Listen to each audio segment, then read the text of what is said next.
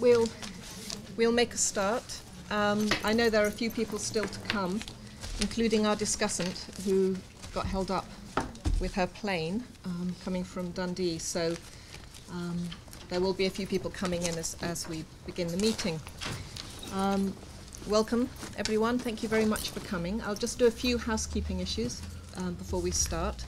My name is Caroline Harper. I'm the program leader for the Social Development Program in ODI.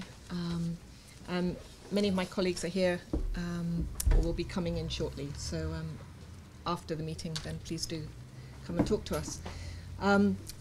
Information, if there is a fire alarm, the exit is the way you came in, just through the door here.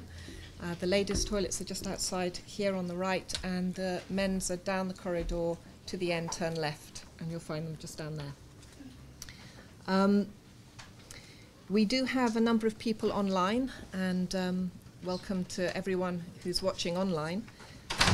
We tend to get quite a lot of people online from many different countries, and they also will send in questions sometimes, which we will also endeavour to have the panel answer.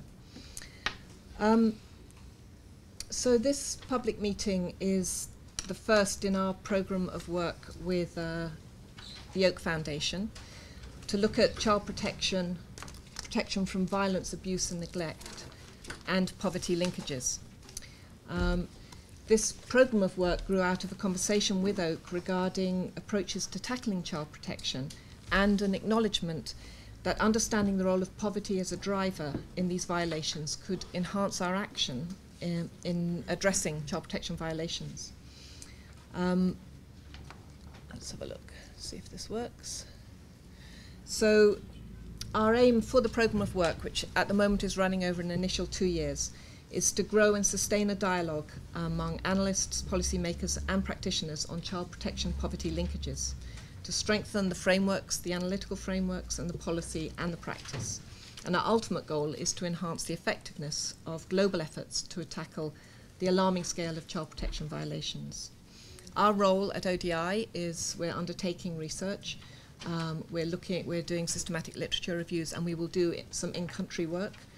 But we're a dialogue facilitator. We want to encourage everyone here to continue this dialogue, and we will have further discussions this afternoon, but at the end of our talks I will also put up some information.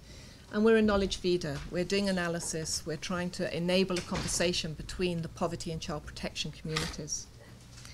And the presentations we've assembled here with our speakers illustrate the diversity of approaches and the spread of work regarding child protection. This work crosses multiple sectors, such as health and education and social protection, and it involves multiple actors, NGOs, the private sector, governments. So with our panel, we're going to look at a programme to tackle early marriage in Ethiopia, targeting vulnerable girls, and Annabelle Arulka from the Population Council, and she's the Ethiopia Country Director, will start off presenting. We'll then look at programmes to reduce children's risk factors by getting them into education, especially among the urban poor. And Reinhard Fichtel, who's the Programme Director for the UBS Optimal Foundation, will make that presentation. We will then come back to Ethiopia and look at possible entry points to address child protection through mainstream social protection programmes.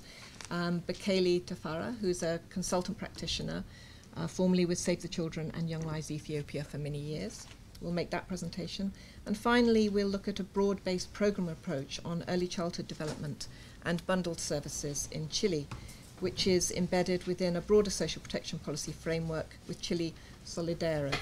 And Andrea Torres from the Ministry of Social Development and the National Coordinator of Chile Grows With You programme.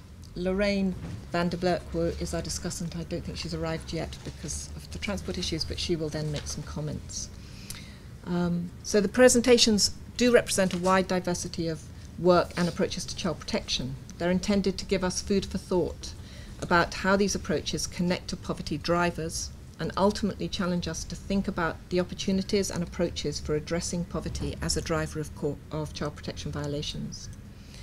I think some of the challenges we face are understanding poverty frameworks and the extent to which poverty is a driver in the work that we're undertaking, we're looking specifically at child marriage, inadequate care, and physical and sexual violence, and their linkages to poverty, and the relative weight of poverty factors in putting children at risk of these violations. But for this session, we want to hear from actors working across a range of sectors as to their work, to give us food for thought and debate on child protection and poverty linkages. We have a round table this afternoon, and there we will be discussing some of the initial findings that we have and initial framings in our thoughts about making these linkages.